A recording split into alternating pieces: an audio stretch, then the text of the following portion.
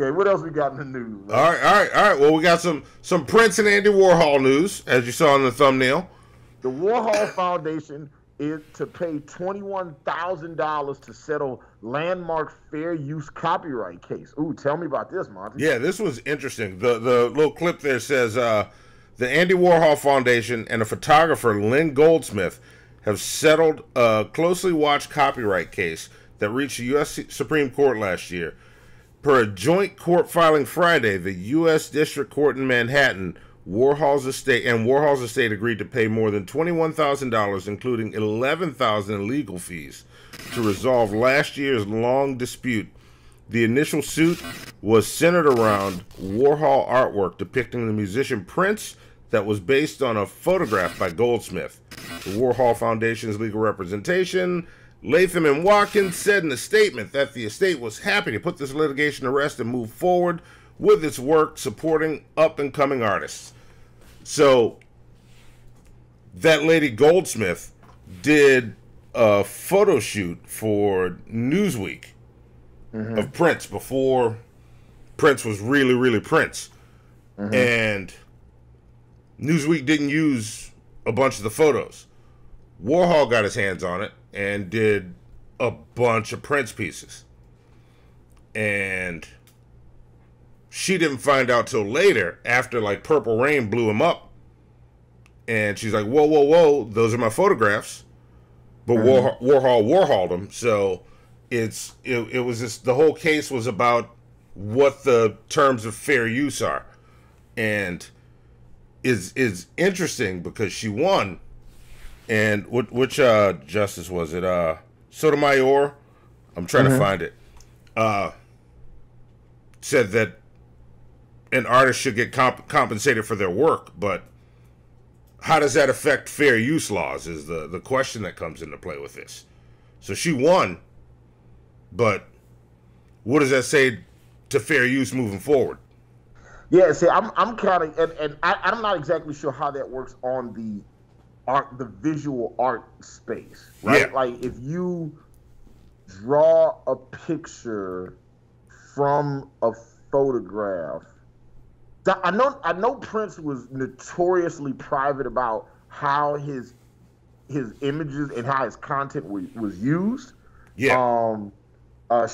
Charlemagne from the Breakfast Club has this fantastic story he has of like Prince being up at the studio at the radio station, and he wanted to take a picture with Prince, and Prince was notoriously like, "Nah, I'm not doing that shit." And as Prince was trying to walk down the hall, he went to go take a picture of Prince, and he said when he looked back at the picture, and like he said, a bunch of people was trying to sneak and take pictures of Prince, and when they all looked at their phones, the image on their devices was blank, or it was like a ball of light covered Prince. So it was like the image was just damaged, right?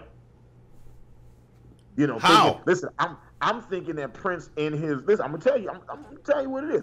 Prince in his high top in his platform shoes had an electromagnetic device that disrupts digital cameras. So it just makes the photo look all fucked up. Just like science. It's science. Yeah. Oh, all right. Yeah, it's science. Listen, that's all it is. I heard that from an actual scientist.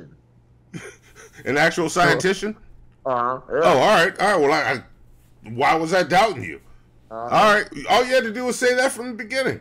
All right. Look, listen. And it was a Bible scientist too. So. Oh, that's the most reputable kind. Of course. That's all what he told me. Well, shit. Why didn't you just say that? Yeah. I wouldn't question it at all. Never take pictures of Prince. Yeah. I am curious, as an artist, how does that affect you if at all? Like if you don't know how, like, what constitutes fair use? Like if somebody sends you a picture of a person, can you? Is it that you can't sell the drawing? Is that what it is? No, you should be able to, as long as it's transformative. That was always the key to fair use, which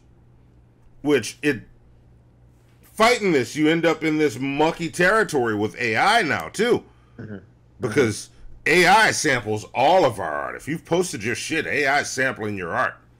when it makes these pieces.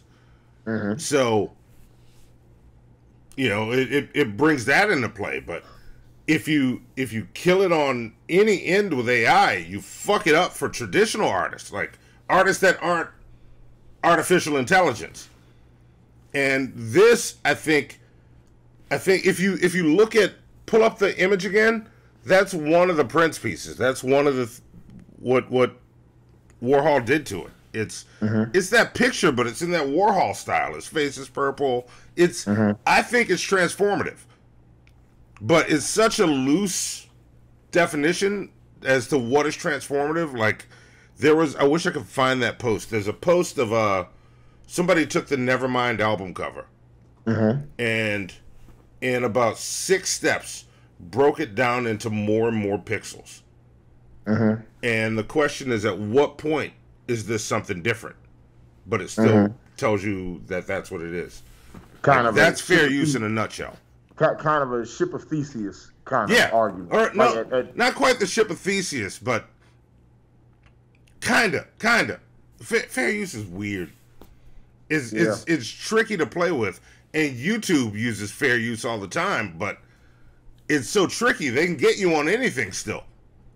Oh yeah, for sure. Like all they have to do is just change how they interpret what fair use is, and then just demonetize like half of your video content. Yeah. So it's interesting. I want to watch more, and since this was a Supreme Court ruling, this is gonna have some weight moving forward. Okay. All right. So I'm curious to see what that weight is.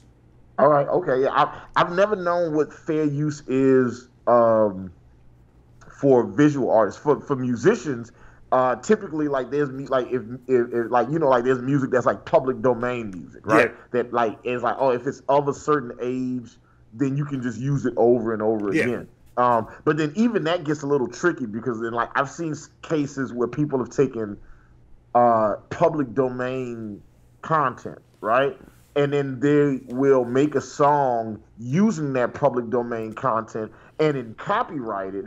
And then now it's no longer public domain music because this person, and it's a very weird space to exist in for it's a very weird space. The Ed Sheeran Marvin Gaye case happened, and they were trying to and it wasn't Marvin Gaye's family. I believe it was one of the writers that wrote "Let's Get It On" with Marvin Gaye.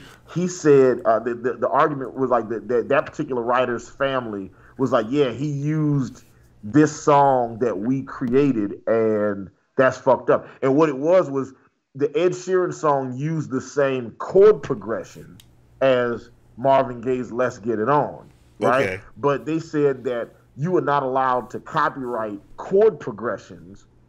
You can copyright melodies, but you can't copyright chord progressions. Basically, it was like chord progressions essentially is fair use. Anybody can use chord changes. So theoretically speaking, we could take the exact same chord progression from the Beatles yesterday and not change a thing and write a different song on top of it, and they can't do us anything.